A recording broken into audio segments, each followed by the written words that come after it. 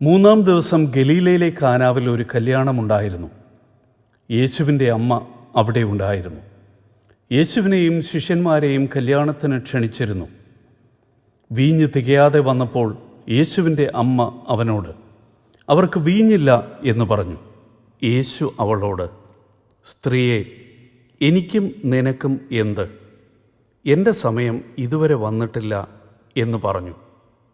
അവൻ്റെ അമ്മ ശുശ്രൂഷക്കാരോട്, അവൻ നിങ്ങളോട് എന്തെങ്കിലും കൽപ്പിച്ചാൽ അത് ചെയ്യുവൻ എന്ന് പറഞ്ഞു. അവിടെ യഹൂദന്മാരുടെ ആചാരമനുസരിച്ച് ശുദ്ധീകരണത്തിനായുള്ള വെള്ളം നിറയ്ക്കുന്ന 2-3 പറ വീതം കൊള്ളുന്ന 6 കൽപ്പാത്രങ്ങൾ ഉണ്ടായിരുന്നു. യേശു അവരോട്, ഈ കൽപ്പാത്രങ്ങളിൽ വെള്ളം നിറയ്ക്കുവൻ എന്ന് പറഞ്ഞു. അവർ വക്കോളം നിറച്ചു. അവൻ അവരോട്, ഇപ്പോൾ കോരി കലവറക്കാരന് കൊണ്ടുപോയി കൊടുക്കുവിൻ എന്ന് പറഞ്ഞു. അവർ കൊണ്ടുപോയി കൊടുത്തു. അത് എവിടെ നിന്നായിരുന്നുവെന്ന് വെള്ളം കോരിയ ശുശ്രൂഷക്കാരല്ലാതെ കലവറക്കാരൻ അറിഞ്ഞില്ല. വീഞ്ഞായി തീർന്ന വെള്ളം കലവറക്കാരൻ രുചിച്ചു നോക്കിയ ശേഷം മണവാളനെ വിളിച്ചു. എല്ലാവരും ആദ്യം നല്ല വീഞ്ഞും ലഹരി പിടിച്ച ശേഷം താഴ്ന്ന തരം വീഞ്ഞും കൊടുക്കാറുണ്ട്. നീ നല്ല വീഞ്ഞ് ഇതുവരെയും സൂക്ഷിച്ചു വച്ചുവല്ലോ എന്ന് അവനോട് പറഞ്ഞു. യേശു ഇത് അത്ഭുതങ്ങളുടെ ആരംഭമായി ഗലീലയിലെ കാനാവിൽ വച്ച് ചെയ്ത് തൻ്റെ മഹത്വം വെളിപ്പെടുത്തി. അവൻ്റെ ശിഷ്യന്മാർ അവനിൽ വിശ്വസിച്ചു. അനന്തരം അവനും അവൻ്റെ അമ്മയും സഹോദരന്മാരും ശിഷ്യന്മാരും കഫർനഹൂമിലേക്ക് പോയി. അവിടെ അവർ അധിക നാൾ പാർത്തില്ല. പ്രിയമുള്ളവരെ, കർത്താവിൽ പ്രിയരെ, 50 നോമ്പിലേക്ക് നമ്മൾ പ്രവേശിക്കുകയാണ്. ഈ നോമ്പ് കാലത്തിലേക്ക് പ്രവേശിക്കുമ്പോൾ പ്രവേശന ഞായറാഴ്ചയായ ഇന്നത്തെ ദിവസം വിശുദ്ധ യോഹന്നാൻ്റെ സുവിശേഷം 2-ാം അധ്യായം 1 മുതൽ 11 വരെയുള്ള തിരുവചനങ്ങളാണ് നമുക്ക് ധ്യാനിച്ച് പ്രാർത്ഥിച്ച് ഈ നോമ്പിലേക്ക് പ്രവേശിക്കാനായിട്ട് സഭ നൽകുന്നത്. ഈ നോമ്പ് കാലത്ത് സഭാപിതാക്കന്മാർ നോമ്പ് കാലത്തെ മണവറയിലേക്കുള്ള പ്രവേശനമായിട്ടാണ് കാണുന്നത്. അതുകൊണ്ടായിരിക്കാം വിവാഹ വിരുന്നാണ് ആദ്യമേ തന്നെ അവതരിപ്പിക്കുന്നത്. വിവാഹ വിരുന്നിന് ശേഷം മണവറയിലേക്ക് പ്രവേശിക്കുന്ന മണവാളനും മണവാട്ടിയുടെയും സാദൃശ്യമായിട്ടാണ് യേശുവും വിശ്വാസിയും അവതരിപ്പിക്കപ്പെടുന്നത്. ഇന്നത്തെ സുവിശേഷത്തിലേക്ക് കടന്നു വരുമ്പോൾ യേശുവും ശിഷ്യന്മാരും കാനായിലെ ഈ വിവാഹ വിരുന്നിന് പ്രത്യേകമായും ക്ഷണിക്കപ്പെട്ടിരുന്നു. പരിശുദ്ധ അമ്മ ആ വിവാഹ വിരുന്നിന് അവിടെ ഉണ്ടായിരുന്നു. സാധാരണയായി ദൈവം മനുഷ്യൻ്റെ സങ്കടങ്ങളിൽ മാത്രം ഇറങ്ങി വരുന്നതാണ് നാം കാണുന്നത്. പഴയ നിയമത്തിലും ഇതര മത പശ്ചാത്തലങ്ങളിലും നമ്മളെപ്പോഴും ദൈവത്തെ കാണുന്നത് മനുഷ്യൻ്റെ സങ്കടങ്ങളിൽ ഇറങ്ങി വരുന്ന ദൈവം. പക്ഷേ ഇവിടെ നാം കാണുന്നത് മനുഷ്യൻ്റെ സന്തോഷ അവസരങ്ങളിൽ ഇറങ്ങി വരുന്ന ഒരു ദൈവമാണ്. സങ്കടങ്ങളിൽ മാത്രമല്ല, മനുഷ്യൻ്റെ എല്ലാ അവസരങ്ങളിലും ദൈവം അവരോടൊപ്പം ഇറങ്ങി വരുന്നു. ഖലീൽ ജിബ്രാൻ ഇപ്രകാരം ഒരു കാര്യം പറയുന്നുണ്ട്. മലമുകളിൽ ഒരു സന്യാസി ഉണ്ട് എന്ന് ഞാൻ കേൾക്കുന്നു. അദ്ദേഹം ഒരു ദൈവ മനുഷ്യനാണ് എന്ന് എനിക്ക് പറയണമെങ്കിൽ മലമുകൾ വിട്ട് താഴ്വരയിലേക്ക് ഇറങ്ങി വരികയും മരണവീടുകളിൽ ചാവുപാട്ട് പാടുകയും അവരുടെ വിവാഹ വിരുന്നുകളിൽ നൃത്തച്ചുവടുകൾ വയ്ക്കുകയും ചെയ്യുമ്പോൾ ഞാൻ പറയാം, അദ്ദേഹം യഥാർത്ഥത്തിൽ ദൈവമനുഷ്യനാണ് എന്ന്. ഇവിടെ യേശുക്രിസ്തു മനുഷ്യൻ്റെ സങ്കടങ്ങളിൽ മാത്രമല്ല, മനുഷ്യൻ്റെ സകല സന്തോഷങ്ങളിലും എല്ലായിടങ്ങളിലും ഒരുപോലെ കടന്നു വരുന്ന ഒരു ദൈവമായിട്ട് വിശുദ്ധ യോഹന്നാൻ അവതരിപ്പിക്കുന്നുണ്ട്. സന്തോഷത്തിൽ മാത്രമല്ല, സങ്കടങ്ങളിലും. കാനായിലെ കല്യാണ വിരുന്നിൽ അവിടെ ഒരു കുറവുണ്ടാകുമ്പോൾ, അവിടെ വീഞ്ഞു തീർന്നു പോയപ്പോൾ അവിടെയും ഈശോ പ്രത്യേകമായും ഇടപെടുന്നു. ഇവിടെ എന്താണ് നാം ചിന്തിക്കേണ്ടത്? നമ്മുടെ ജീവിതത്തിലെ സങ്കടങ്ങളിൽ മാത്രമല്ല, ജീവിതത്തിലെ ഏതെങ്കിലും പരാജയങ്ങളിൽ മാത്രമല്ല, ജീവിതത്തിലെ എല്ലാ അവസ്ഥകളിലും ദൈവത്തെ ജീവിതത്തിലേക്ക് ക്ഷണിക്കാൻ തയ്യാറാകുന്നുണ്ടോ ഒരു വിശ്വാസി? നാം പലപ്പോഴും നമ്മുടെ ജീവിതത്തിലെ അവസരങ്ങളിൽ നമുക്ക് ജീവിതത്തിൽ ആവശ്യം ഉണ്ടാകുമ്പോൾ അതിലേക്ക് മാത്രം യേശുവിനെയും അമ്മയെയും ശിഷ്യന്മാരെയും ക്ഷണിക്കുന്നു. ഈ കാനായിലെ കല്യാണ വിരുന്ന് വ്യത്യസ്തമാകുന്നത് അവരുടെ ഏറ്റവും വലിയ ആഘോഷത്തിലും അവരുടെ ജീവിതത്തിലെ ഏറ്റവും വലിയ സന്തോഷങ്ങളിലും അവർ ദൈവത്തെ ക്ഷണിച്ചു എന്നുള്ളതാണ്. അതുകൊണ്ട് തന്നെ അവരുടെ ജീവിതത്തിലെ സങ്കടങ്ങളിൽ ദൈവം പങ്കാളിയാകുന്നുണ്ട്. അവിടെ ഒരു കുറവുണ്ടാകുമ്പോൾ ദൈവം ആ കുറവിലേക്കും സജീവമായി പങ്കാളിയാകുന്നു. ദൈവം ജീവിതത്തിലെ സകല മേഖലകളിലും ഇടപെടും എന്നുള്ള ഒരു വലിയ പ്രഖ്യാപനമാണ് ഈ സുവിശേഷ ഭാഗത്തിലൂടെ നാം കാണുന്നത്. രണ്ടാമതായി ഈ കല്യാണ വിരുന്നിൽ നാം കാണുന്നത് പരിശുദ്ധ അമ്മ അവിടെ ഉണ്ടായിരുന്നു. നമ്മുടെ ജീവിതത്തിൽ പരിശുദ്ധ അമ്മ സന്നിഹിതയാണെങ്കിൽ നാം പോലും തിരിച്ചറിയാത്ത നമ്മുടെ ജീവിതത്തിലെ കുറവുകൾ, ആഘോഷങ്ങളുടെ ഇടയിൽ പലപ്പോഴും നമ്മുടെ കുറവുകൾ നാം തിരിച്ചറിയാറില്ല. സന്തോഷങ്ങളുടെ അനുഭവങ്ങളിൽ ഉണ്ടാകപ്പെടുന്ന കുറവുകൾ ഒരുപക്ഷെ നമുക്ക് തിരിച്ചറിയാൻ സാധിക്കില്ല. പക്ഷേ അവിടെയും പരിശുദ്ധ അമ്മ ആ കുറവ് കണ്ടറിഞ്ഞ് യേശുവിനോട് പോയി പറഞ്ഞു, അവർക്ക് വീഞ്ഞില്ല. മറിയം ആ കുറവിനെ ആദ്യം അവതരിപ്പിക്കുന്നത് ദൈവത്തോടാണ്. മറിയത്തെ വ്യത്യസ്തമാക്കുന്നത് ഏത് മനുഷ്യൻ്റെ കുറവുകളും ആദ്യം മറിയം അവരോടല്ല പറയുന്നത്, മറിച്ച് ദൈവത്തോടാണ്. മണവാളനെ വിളിച്ച് മറിയം പറയുന്നില്ല ഇവിടെ വീഞ്ഞ് തീർന്നു പോയി എന്ന്. പരിചാരകരെ വിളിച്ച് മറിയം പറയുന്നില്ല ഇവിടെ വീഞ്ഞ് തീർന്നു പോയി എന്ന്. യേശുവിൻ്റെ ശിഷ്യന്മാരെ വിളിച്ച് മറിയം പറയുന്നില്ല ഇവിടെ വീഞ്ഞ് തീർന്നു പോയി എന്ന്. മറിച്ച് ദൈവത്തോട്, തൻ്റെ മകനായ ദൈവപുത്രനോട് മറിയം പറയുന്നു, അവർക്ക് വീഞ്ഞില്ല. മറിയം എപ്പോഴും ആദ്യം സംസാരിച്ചത് ദൈവത്തോടായിരുന്നു. വിശുദ്ധ ലൂക്കോസിൻ്റെ സുവിശേഷം 1-ാം അധ്യായത്തിൽ നാം കാണുമ്പോഴും മറിയം ആദ്യം സംസാരിക്കുന്നത് ദൈവത്തിൻ്റെ ദൂതനോടാണ്, ഗബ്രിയേൽ മാലാഖയോടാണ് മറിയം ആദ്യം സംസാരിക്കുന്നത്. അതിനുശേഷമാണ് മറിയം എലിസബത്തിനോട് സംസാരിക്കുന്നത്. നമ്മുടെ ജീവിതത്തിൽ മറിയം വലിയൊരു മാതൃകയാണ്. നാം ആദ്യം സംസാരിക്കുന്നത് ആരോടാണ്? നമ്മുടെ കുറവുകളും നമ്മുടെ ജീവിതത്തിലെ ദുഃഖങ്ങളും പങ്കുവയ്ക്കുന്നത് ആദ്യം ആരോടാണ്? ദൈവത്തോട് ആദ്യം നമുക്ക് സംസാരിക്കാൻ കഴിയുമോ? ദൈവത്തിരുമുമ്പിൽ നമ്മുടെ ആവശ്യങ്ങൾ ഇറക്കി വയ്ക്കാൻ കഴിയുമോ? അതാണ് മറിയം ആദ്യം ഇവിടെ ചെയ്യുന്നത്. രണ്ടാമതായി പരിശുദ്ധ അമ്മ പരിചാരകരോടായി പറയുന്നു, അവൻ നിങ്ങളോട് പറയുന്നത് ചെയ്യുവിൻ. അമ്മ എപ്പോഴും ഒരു വിശ്വാസിയോട് പറയുന്നത് ഇപ്രകാരമാണ്, യേശു നമ്മോട് പറയുന്നത് അനുവർത്തിക്കുവിൻ, യേശുവിനെ അനുസരിക്കുവിൻ എന്ന് മറിയം പറയുന്നു. മറിയം എപ്പോഴും തൻ്റെ അടുത്തേക്ക് വരുന്നവരെ യേശുവിലേക്ക് ആനയിക്കുന്നു. നമ്മുടെ ജീവിതത്തിലും മറിയത്തിൽ നിന്ന് പഠിക്കേണ്ട ഒരു വലിയ പാഠമാണിത്. മറിയത്തിൻ്റെ അടുത്തേക്ക് വരുന്നവരെല്ലാം യേശുവിലേക്ക് അമ്മ ആനയിക്കുന്നു. മൂന്നാമതായി നാം കാണുന്നത് പരിചാരകരെയാണ്. യോഹന്നാൻ 2:7 പറയുന്നു, യേശു പരിചാരകരോട് പറഞ്ഞു, ഭരണികളിൽ വെള്ളം നിറയ്ക്കുവിൻ. അവിടെ നാം കാണുന്നത് യഹൂദരുടെ ശുദ്ധീകരണ കർമ്മത്തിനുള്ള വെള്ളം നിറയ്ക്കുന്ന 6 കൽഭരണികൾ അവിടെ ഉണ്ടായിരുന്നു. അവർ അവയെല്ലാം വക്കോളം നിറച്ചു.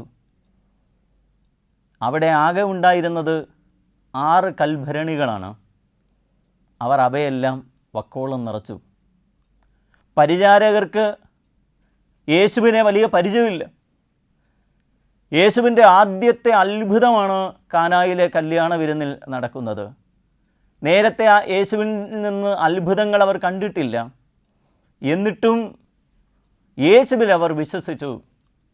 അവിടെ ഉണ്ടായിരുന്ന 6 കൽഭരണികളും അവർ നിറച്ചു. 6 കൽഭരണികളെയും വക്കോളം അവർ നിറച്ചു. Complete and full. അവിടെ ഉണ്ടായിരുന്നതെല്ലാം അതുപോലെ തന്നെ വക്കോളവും അവർ നിറച്ചു. പ്രിയമുള്ളവരെ, നമ്മുടെ ജീവിതത്തിലും ഈ കലവറക്കാർ നമുക്കൊരു മാതൃകയാണ്. അവിടെ ഉള്ള സകലതിലും യേശു പറഞ്ഞതനുസരിച്ച് നമുക്ക് നിറയ്ക്കാൻ സാധിക്കുമോ? ഒരു പാത്രം പോലും ബാക്കി വയ്ക്കാതെ എല്ലാം നിറയ്ക്കാൻ സാധിക്കുമോ? എലീഷ വിധവയായ സ്ത്രീയോട് പറയുന്നത് പോലെ, നിൻ്റെ കയ്യിൽ എന്തുണ്ട്? കുറച്ച് എണ്ണയുണ്ട്, അത് പോയി പകരുക, അവിടെയുള്ള പാത്രങ്ങളിലെല്ലാം പകരുക. അവൾ പാത്രങ്ങളെല്ലാം പകർന്നു. ഇനിയും പാത്രങ്ങൾ ആവശ്യമാണ്. അവൾ തൻ്റെ മക്കളോട് പറഞ്ഞു, അയൽവക്കത്ത് പോയി പാത്രങ്ങൾ വാങ്ങിക്കൊണ്ടുവന്ന് അതിലും നിറയ്ക്കുക. അങ്ങനെ അവിടെയുണ്ടായിരുന്ന സകല പാത്രങ്ങളിലും എണ്ണ നിറച്ചു. ഇതുപോലെ ഈ പരിചാരകർ അവിടെയുണ്ടായിരുന്ന സകല ഭരണികളിലും വെള്ളം നിറച്ചു. ഒരു 30% വെള്ളമല്ല, 60% അല്ല, 90% അല്ല, 100%. ഒരു ഭരണി പോലും നിറഞ്ഞു തുളുമ്പാതെ വെള്ളം നിറച്ചില്ല. എല്ലാ ഭരണികളിലും വക്കോളം നിറച്ചു. ഇനി ഒരു തുള്ളി പോലും അതിൽ ബാക്കിയില്ലാത്തവണ്ണം, നിറയാനാവാത്തവണ്ണം അതിൽ നിറച്ചു. നമ്മുടെ വിശ്വാസം നമ്മുടെ ജീവിതത്തിൽ ഇതുപോലെ നിറയപ്പെടണമെന്ന് കലവറക്കാർ നമ്മോട് പറയുന്നുണ്ട്. നിൻ്റെ വിശ്വാസം ഇറ്റ് ഷുഡ് ബി ഫുൾ. വിശ്വാസം പൂർണ്ണമാകുമ്പോഴാണ് അത്ഭുതങ്ങൾ ജീവിതത്തിൽ സംഭവിക്കുക. മറ്റൊരു മാതൃക ഈ കലവറക്കാർ നമുക്ക് നൽകുന്നത്, യേശു ഭരണികളിൽ വെള്ളം നിറയ്ക്കുവിൻ എന്ന് ആവശ്യപ്പെട്ടതിന് ശേഷം, അവർ ഭരണികളിൽ വെള്ളം നിറച്ചതിന് ശേഷം യേശു അവരോട് പറഞ്ഞു, ഇനി പകർന്ന് കലവറക്കാരൻ്റെ അടുത്ത് കൊണ്ട് ചെല്ലുക. ഈ പരിചാരകർ ഒരിക്കലും വെള്ളം വീഞ്ഞായി മാറിയോ എന്ന് രുചിച്ചു നോക്കുന്നില്ല. അവർക്കൊരു സംശയമില്ല, ഇത് വീഞ്ഞായിട്ടില്ല എന്നല്ല, അത് വീഞ്ഞായിട്ടുണ്ട് എന്നവർ വിശ്വസിച്ചിരുന്നു. അവർ രുചിച്ച് നോക്കാതെ തന്നെ ആ ഭരണികളെല്ലാം കലവറയിലേക്ക് കൊണ്ടു ചെല്ലുന്നു. നമുക്കും പലപ്പോഴും അവിശ്വാസം ജീവിതത്തിലുണ്ടാകുമ്പോൾ ഈ കലവറക്കാരുടെ വിശ്വാസം നമ്മുടെ ജീവിതത്തിലേക്ക് സ്വീകരിക്കാം. രുചിച്ച് നോക്കാതെ യേശു പറഞ്ഞതുപോലെ തന്നെ ചെയ്യാൻ നമ്മുടെ ജീവിതത്തിൽ തയ്യാറാകുമ്പോൾ നമ്മുടെ ജീവിതത്തിലെ ഈ പച്ചവെള്ളം വീഞ്ഞായി മാറുന്ന അനുഭവം നമുക്ക് കാണാനായിട്ട് സാധിക്കും. അവസാനമായി കലവറക്കാരൻ വീഞ്ഞായി മാറിയ ആ വെള്ളം രുചിച്ച് നോക്കി. കലവറക്കാരനാണ് ആദ്യം ഈ വെള്ളം രുചിച്ച് നോക്കുന്നത്. വീഞ്ഞായി മാറിയ ആ വെള്ളം രുചിച്ച് നോക്കി. രുചിച്ച് നോക്കിയപ്പോൾ കലവറക്കാരന് ഒരു കാര്യം മനസ്സിലായി, ഇത് സാധാരണ വീഞ്ഞല്ല, ഇത് അസാധാരണമായ വീഞ്ഞാണ്. ഇതുപോലൊരു വീഞ്ഞ് താൻ ഇതുവരെ രുചിച്ചിട്ടില്ല. കലവറക്കാരൻ ആരാണ്? മിക്കവാറും എല്ലാ വിരുന്നുകളിലും വീഞ്ഞ് വിളമ്പുന്ന ആളാണ് കലവറക്കാരൻ. ഈ കലവറയിലേക്കാണ് വീഞ്ഞെല്ലാം സംഭരിക്കപ്പെടുന്നത്. ഇഷ്ടം പോലെ വിരുന്നുകളിൽ പങ്കെടുത്തിട്ടുള്ള ഒരാളാണ് ഈ കലവറക്കാരൻ. അനേക സദ്യകളിൽ വീഞ്ഞ് വിളമ്പിയിട്ടുള്ള ആളാണ്. അതുകൊണ്ട് തന്നെ മേൽത്തരം വീഞ്ഞ് ഏതാണ് എന്ന് അദ്ദേഹത്തിന് തിരിച്ചറിയാൻ സാധിക്കും. ഒരു സാധാരണക്കാരനല്ല, he's a specialist in it. അദ്ദേഹമാണ് ഈ വീഞ്ഞായി മാറി വെള്ളം രുചിച്ച് നോക്കിയിട്ട് അത് മുന്തിയ തരമാണ് എന്ന് തിരിച്ചറിയുന്നത്, അത് മേൽത്തരമാണ് എന്ന് തിരിച്ചറിയുന്നത്. ഈ മേൽത്തരമായ വീഞ്ഞാണ് എന്ന് തിരിച്ചറിയുമ്പോൾ മണവാളനെ കലവറക്കാരൻ വിളിച്ചു വരുത്തുകയാണ്. നമുക്കറിയാം, വിവാഹ വിരുന്നിൽ ഏറ്റവും തിരക്കുള്ള ആളാണ് ഈ മണവാളൻ, ഏറ്റവും അട്രാക്ഷനുള്ള ആളാണ് ഈ മണവാളൻ. ഒരിക്കലും കലവറക്കാരൻ ഒരു മണവാളനെ വിളിച്ചു വരുത്താറില്ല. പക്ഷേ ഇവിടെ കലവറക്കാരൻ, വീഞ്ഞ് രുചിച്ചു നോക്കിയ കലവറക്കാരൻ മണവാളനെ വിളിച്ചു വരുത്തുകയാണ്. മണവാളനെ വിളിച്ചു വരുത്തിയിട്ട് അവനോട് പറഞ്ഞു, എല്ലാവരും അതിഥികൾക്ക് മേൽത്തരം വീഞ്ഞ് ആദ്യം വിളമ്പുന്നു, അവർക്ക് ലഹരി പിടിച്ചു കഴിയുമ്പോൾ താഴ്ന്ന തരവും, എന്നാൽ നീ നല്ല വീഞ്ഞ് ഇതുവരെയും സൂക്ഷിച്ചു വച്ചുവല്ലോ. ഏറ്റവും അവസാനം എന്തിനാണ് ഇത്രയും മുന്തിയ വീഞ്ഞ് ഇതുവരെ വിളമ്പാത്ത, ഒരു സദ്യകളിലും വിളമ്പാത്ത, ഒരു വിരുന്നുകളിലും ഇതുവരെയും ഞാൻ വിളമ്പിയിട്ടില്ലാത്തവണ്ണം അത്ര വിശിഷ്ടമായ, അത്ര രുചികരമായ, അത്ര മേൽത്തരം വീഞ്ഞ് ഏറ്റവും അവസാനം വിളമ്പുന്നതെന്തേ എന്ന് മണവാളനോട് വിളിച്ച് ചോദിക്കുകയാണ്.